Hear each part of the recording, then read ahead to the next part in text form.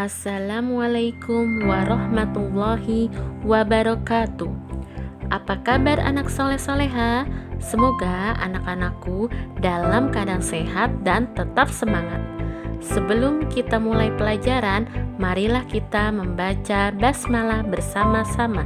Bismillahirrahmanirrahim. Baiklah anak-anak, materi yang akan kita pelajari hari ini adalah 1. Pemanfaatan sumber daya alam. 2. Apresiasi seni kolase. Kalian telah belajar tentang padi.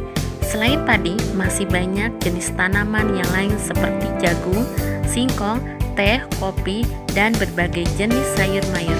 Apakah setiap jenis tanaman dapat tumbuh di sembarang tempat atau hanya dapat tumbuh baik di daerah tertentu? Marilah kita amati dan kita pelajari bersama-sama. Pemanfaatan sumber daya alam. Jenis tanaman yang berbeda memiliki tempat yang berbeda untuk tumbuh. Amati dua gambar berikut ini. Gambar pertama adalah tanaman padi. Gambar kedua adalah tanaman teh. Berdasarkan dua gambar padi dan teh, diskusikan beberapa pertanyaan berikut. Pertama, apakah padi dan teh membutuhkan tempat tumbuh yang berbeda? 2. Di manakah padi dan teh biasa tumbuh? 3. Lingkungan seperti apakah yang cocok untuk kedua tanaman tersebut?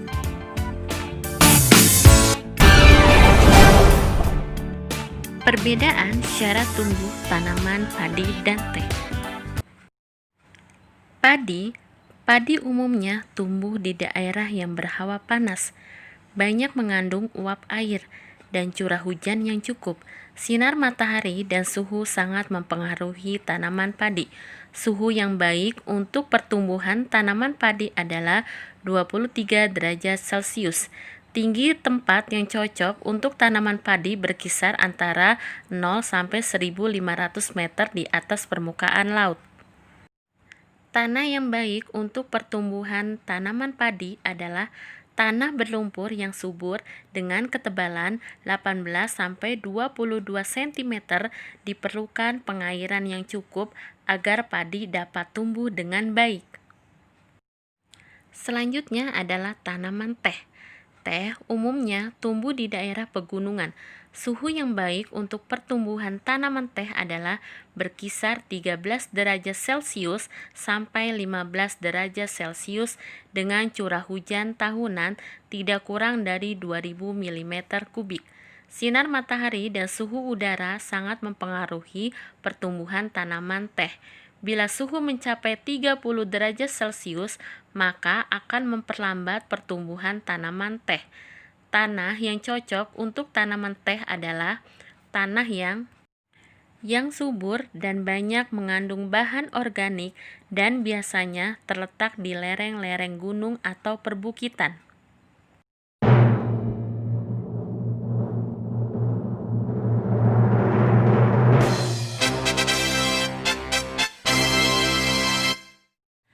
Latihan soalnya adalah 1. Apa kesimpulanmu tentang tanaman padi dan teh? 2. Apa perbedaan antara tempat hidup tanaman padi dan teh?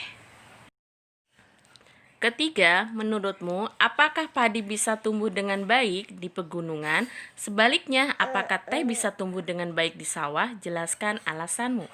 Keempat, apakah keadaan alam, iklim, dan bentuk muka bumi mempengaruhi pertumbuhan tanaman? Jelaskan. Yang kelima adalah, sebelum menanam tumbuhan tertentu, apa saja yang perlu diperhatikan agar tumbuhan dapat tumbuh dengan baik? Itulah tadi contoh latihan soalnya. Tulis di buku tulis 1 beserta pertanyaannya.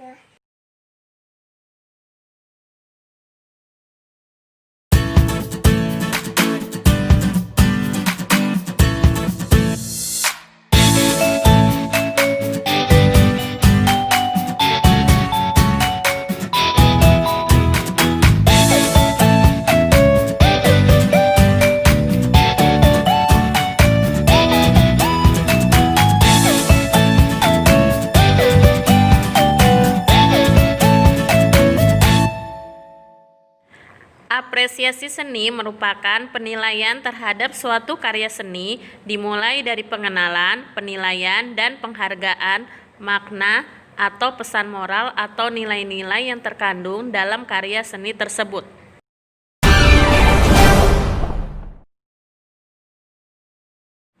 Kalian tentu masih ingat bahwa jenis tanaman di suatu tempat dipengaruhi oleh keadaan lingkungan. Selain itu, ada jenis hasil panen yang bermutu tinggi karena sistem budidayanya. Contohnya adalah budidaya tanaman organik, misalnya beras organik. Pertanian organik adalah teknik budidaya pertanian yang mengandalkan bahan-bahan alami tanpa bahan-bahan kimia sintesis. Tujuan utama pertanian organik adalah menyediakan produk pertanian, bahan pangan yang aman bagi kesehatan produsen dan konsumen serta tidak merusak lingkungan. Beras organik merupakan salah satu produk dari pertanian organik. Beras organik adalah beras yang berasal dari padi yang dibudidayakan secara organik atau tanpa penggunaan pupuk dan pestisida kimia. Ciri utama budidaya padi organik adalah penggunaan pupuk kimia diganti dengan pupuk organik. Pupuk organik digunakan sebagai pupuk dasar berupa kompos atau pupuk kandang.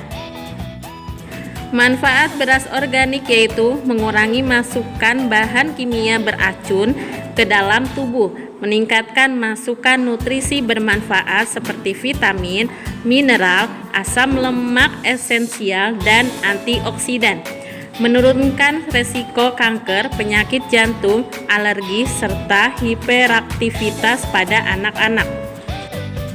Warna beras organik lebih putih dibandingkan dengan beras non-organik, serta nasi dari beras organik lebih bertahan lama.